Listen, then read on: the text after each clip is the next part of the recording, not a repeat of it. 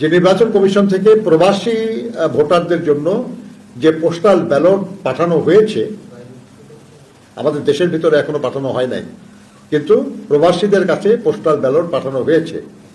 সেখান থেকে আমরা বুঝতে পেরেছি, জানতে পেরেছি সেটা হলো যে সেই ব্যালটের যে পেপার, সেই পেপারে 5টা কলাম করা হয়েছে এবং 14টা লাইন করা হয়েছে। নির্বাচনের বিষয়ে যে আইন আরপিও, সেখানে শুধুই এটা বলা হয়েছে যে জাতীয় সংসদ নির্বাচনে যে প্রতীকগুলি ব্যবহারের অনুমতি দেওয়া হয়েছে, এই সবগুলি প্রতীক পোস্টাল ব্যালটে ছাপানো থাকবে। কয়টা কলাম হবে, কয়টা লাইন হবে, এ সম্পর্কে কোনো দিক নির্দেশনা নাই। অর্থাৎ এটা পুরোটাই করেছেন নির্বাচন কমিশন।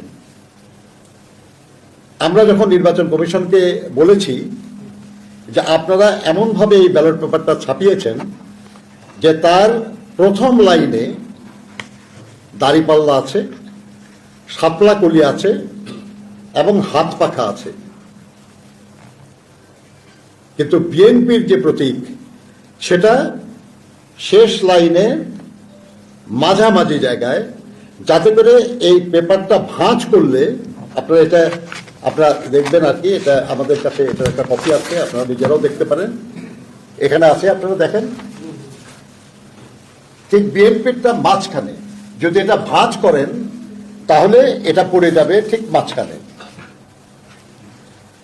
আর ভাঁজ পড়ে গেলে একটু অস্পষ্ট হয়। এবং কেউ যদি ভাঁজ করা অবস্থায় দেখে তাহলে প্রতীকটা পুরো দেখাই যাবে না।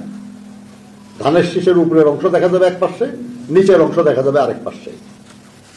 আমরা মনে করি যে এই বিষয়টা এমনি এমনি হয় নাই, এটা দৈব ঘটনা নয়,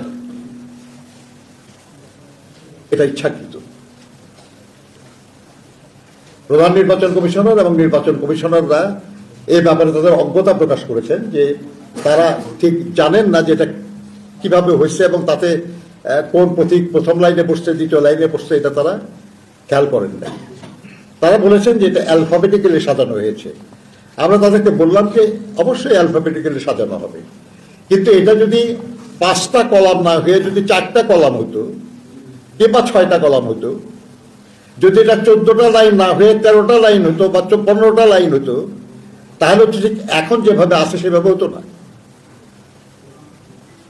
কিন্তু এক্স্যাক্টলি 5টা কলাম এবং 14টা লাইন করে 3টি বিশেষ রাজনৈতিক দলকে প্রথম লাইনে দেওয়ার উদ্দেশ্যটা কি?